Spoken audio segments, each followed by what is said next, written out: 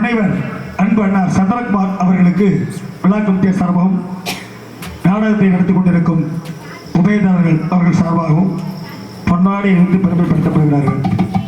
பொன்னாடி பொருத்தி புகழாரம் சுட்டிய மாபெரும் கிராமத்தார்களுக்கும் இந்த நாடகத்தை நல்லதொரு முறையில் வைத்து நடத்தி கொண்டிருக்கக்கூடிய அன்பு உள்ளங்களுக்கும் என் சார்பாகவும் எங்கள் இசைக்குழு சார்பாகவும் நெஞ்சார்ந்த நன்றி நன்றி நன்றி.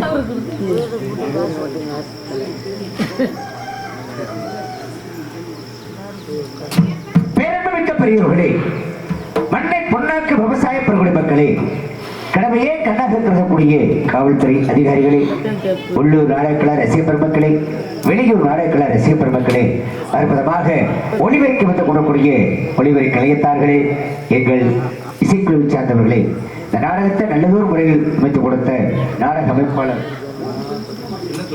செல்லத்துறை அவர்களே, உங்கள் எத்தனை பேருக்கும் இது முத்தான முதற்கண் வணக்கத்தையும் என்னுடைய நன்றியும் தெரிவித்துக் கொண்டு எனது கலை பயணத்தை தொடங்குகின்றேன். நாரதர் மிகவும் நல்லவர், நன்றி என்ற சொல்லிற்கு இலக்கணமானவர். நான் கூட நாரதரை தவறாக நினைத்து விட்டேன், அவரை போய் ஏன் தவறாக நினைக்க வேண்டும்? ஒரு முறை அவருடைய தந்தையாகப்பட்ட புறமனை கொட்டி சிறை எடுத்த காரணத்திற்காக இந்த இடத்திற்கு என்னை பழிவாங்குவதற்கு தான் அனுப்பியிருப்பார் என்று எண்ணி பார்த்தேன். இங்கு வந்து பார்த்த பிரகாரம் தெரிகிறது இது எப்பேற்பட்ட இடம், எவ்வளவு சிறப்புக்கு இடம் என்று.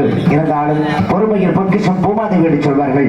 அப்புறம் பூமாதேவியாகப்பட்டவள் ஒருவர் கொலை செய்தாலும் சரி, கொள்ளை அடித்தாலும் சரி, எத்தனை பாவங்களை செய்தாலும் சரி, அத்தனையும் தாங்கிக் கொள்ளக்கூடிய யார் என்று சொன்னால் அவள் தான் பூமாதேவியாகப்பட்டவள். அதுக்கு தான் சொன்னாங்க, ஆடி அடங்கும் வாழ்க்கையடா ஆறடி நிலைமை சொந்தமடா என்று சொன்னார்கள். இப்ப ஆறடி நிலமெல்லாம் கிடையாது, அப்படி உள்ள தள்ளிட்டு அந்த பக்கம் வாங்கினா பிடி சாம்பதான். அதுவும் அவன் சாம்பலா இல்லை அடுத்தவன் சாம்பலான்னு தெரியாது, எவன் சாம்பலே கொடுப்பேன், அதைத்தான் நம்ம வாங்கிட்டு வரணும். அப்படிப்பட்ட வகையிலே நன்றி மறந்தவர்களை மட்டும் இந்த பூமாதேவியாகப்பட்டவள் தான் கொள்ள மாட்டாராம். நன்றி உணர்வோடு நாரத மகரிஷி என்னை இங்கு அனுப்பியிருக்கின்றார். எந்த ஒரு காரியமும் வெற்றி பெற வேண்டும் என்றால் முதலில் தாய் தந்தரை வணங்க வேண்டும். அப்படிப்பட்ட வகையிலே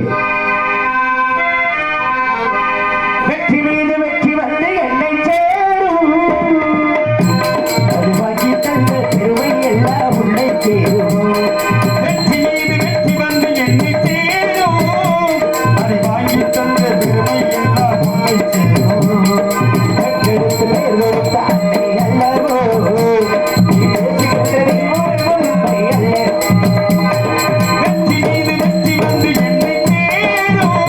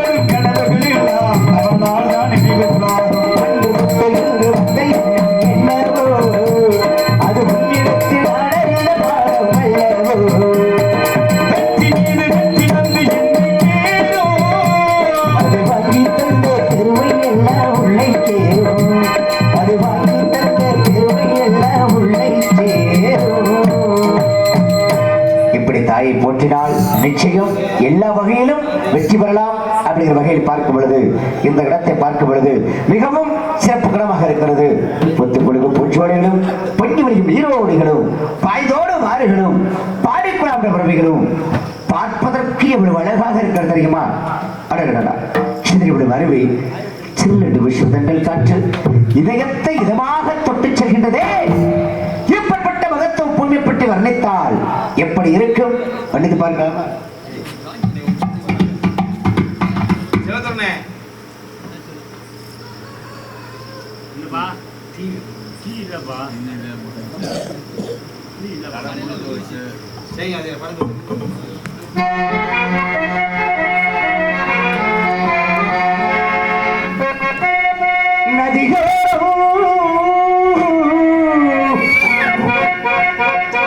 நாடம் கொண்டு நாடல் ஒன்று நாட்டியம் ஆடுது மெல்லே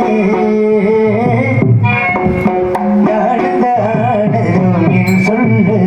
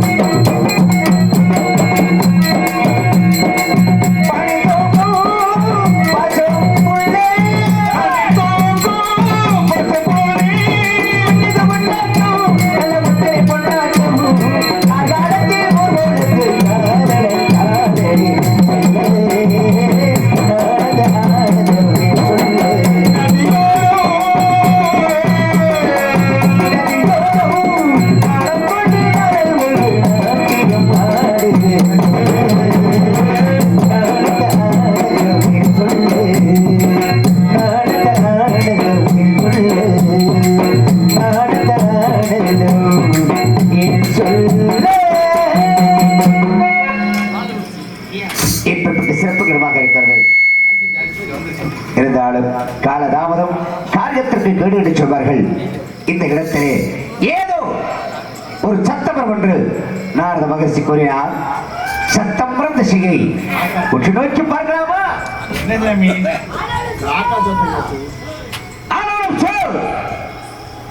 ஏதோ பெரிய கொள்ள கூட்டம், மனதை கொள்ளையடிக்கிற கூட்டம். இங்க பாருங்க, ஆரம்பிக்கும் போது இருந்த கூட்டம் அவ்வளவு கூட்டம் இருந்துச்சு.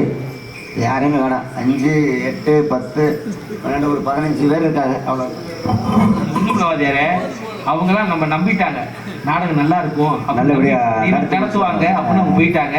இவங்கெல்லாம் நம்பிக்கை இல்லாம நம்ம மேல உட்காந்துருக்காங்க. நம்ம மேல வச்சிருக்க நம்பிக்கையால இருக்காங்க. 4 பேர் பார்த்தா நமக்கு 40,000 பேர் பார்த்து சமைச்சு வர பூரா பெரியவங்களா இருக்காங்க. அந்த சில்லறை எல்லாம் போயிருச்சு. இப்போ இருக்கிற பூராமே பெரிய பெரிய நோட்டு. ஆமா, அதனால இந்த இடத்தில் அற்புதமான சத்தமாக இருக்கிறது. அற்புதமான கானம். இதை கேட்டவன் இங்கு உள்ளவர்களுக்கு பிறக்க வேண்டும் நல்லதொரு ஞானம். அந்த பெண்மணிக்கு உண்டு தன்மானம். இந்த இன்னிசை கேட்கும் பொழுது துள்ளாதவமும் துள்ளும் என்பதற்கு எல்லளவும் சந்தேகமில்லை. இருந்தாலும் இந்த வள்ளியாகப்பட்டவள் இந்த சந்தன சோலையிலே எப்படி செந்தமிழ் கவி பாடுகிறாள் என்று செந்தமிழ் பாடும் சந்தன காற்று தேடி வந்தது கண்ணே கண்ணே தேடி வந்தது கண்ணே செம்மணி மேகம் தூதுவனாக என்னிடம் சேர்த்தது உன்னை கண்ணே என்னிடம் சேர்த்தது உன்னை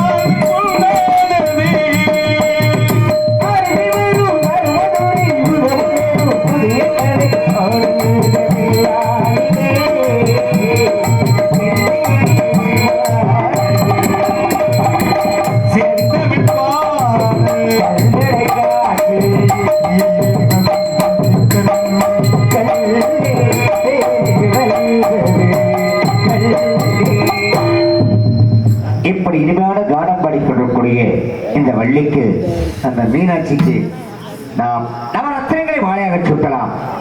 நவரத்தினம் வாங்குறதுக்கு ரொம்ப வசதியா இருக்கு. சரி, நகையத்தான் வாங்கி சுட்டலாம் நினைச்சா இன்னைக்கு நகை வேலை ஏறுவோமா ஏறிக்கிறது கூட இறங்குறதுக்கு வேலை இல்லை. செய்கூலிங்கிறான், சேதாரங்கிறான், அதுக்கு ஒரு ஆதாரமே கிடையாது. இன்னைக்கு நாட்டில் ஒரு பொம்பளை பிள்ளை பெற்றுக்கிட்டாங்க அப்படின்னா அந்த தாய் தகப்பனும் ஆகா நம்மளும் ஒரு பொம்பளை பிள்ளை பெற்றுட்டோமே, இதை எப்படி கரதை சேர்க்கிறது, வரதட்சணை குடும்பம் தாக்க முடியல, நகவேலை ஏறி போச்சு, இந்த சொல்லி எப்படி இந்த பிள்ளையை கரை சேர்க்கிறது சொல்லி ஏகப்பட்ட தாயும் தந்தையும் இந்த உலகத்தில் வருத்தப்பட்டுக் கொண்டிருக்கிறார். சரி, ஏதோ தன்னுடைய சக்திக்கு தகுந்தவாறு தான் சம்பாதிச்சதை வச்சு ஒரு மாப்பிள்ளை பார்த்து நிச்சயம் பண்ணுவான். நிச்சயம் பண்ண மாப்பிள்ளைக்கு வண்டியை ஓட தெரியாது, எனக்கு ஒரு வண்டியை வாங்கி கொடுக்கணுவேன். சரி, போனா போகட்டும், நம்ம பிள்ளைய வச்சு வாழப்புறம் தான் நினைச்சு எங்கேயாவது கடனை உடனே வாங்கி கடனை உடனே வந்துடுறேன், அதுக்கு 10 திறன் நடக்க விடுவேன். கடனை உடனே வாங்கி ஒரு வண்டியை வாங்கி கொடுத்தா சின்ன வண்டியெல்லாம் வேணாம் விட்டுருவேன். நொங்கு வண்டியா அது இல்லப்பா, அதுவும் கிடைக்க மாட்டேங்குது. இப்ப பெரிய வண்டி தான் வேணும் விடுவேன். பெரிய வண்டி தான், மாட்டு வண்டியா, மாட்டு வண்டியும் பார்க்க முடியாது. அது எப்படி இருந்தாலும் பரவாயில்ல, அதை பத்தி பேசல. அது உன்ன மாதிரி முரட்டாளமா இருக்க மாட்டேன்.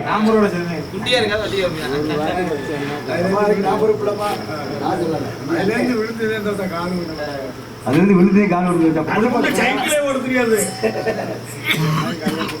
என் பையன் கல்யாணத்துக்கே விழுந்திருக்காரு. இவன் பெரிய வண்டி தான் வேணும். கல்யாணம் முடிஞ்சா நீ நைட்டே வந்து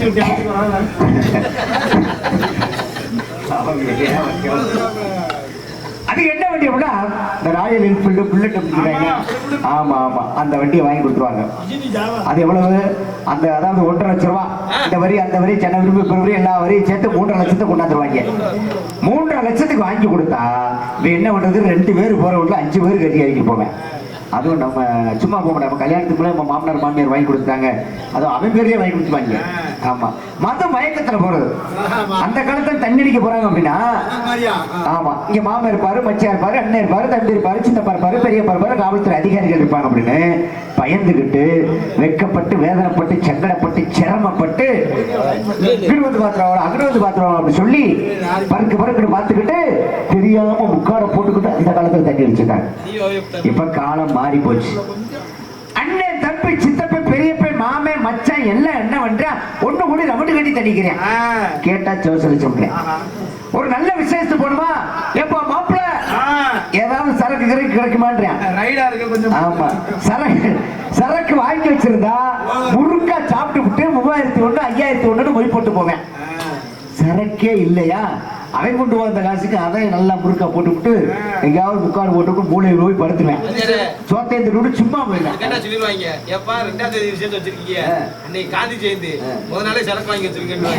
சொல்லிடுவாங்க.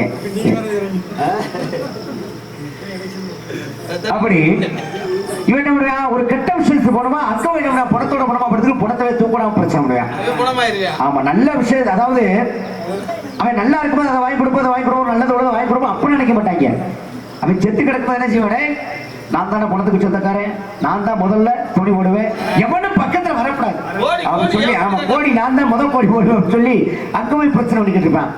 அது மாதிரி நம்ம அந்த பிரச்சனைகள்லாம் போயிடக்கூடாதுங்கிற காரணத்துக்காக நல்லதுக்கு பயன்படுத்துவது 2 மாலை, கெட்டதுக்கு பயன்படக்கூடியது அதே மாலை தான். அதனால நாரதர் சொன்னார் இல்லையா, மல்லிகை, முல்லை, ரோஜா, செண்பகம் இருவச்சடிக்கக்கூடிய இந்த மலர்களை எல்லாம் ஒன்றாக்கி இந்த மல்லிக்கு மீனாட்சிக்கு மாலையாக சுட்டினால் எப்படி இருக்கும் சுட்டி பார்க்கலாமா?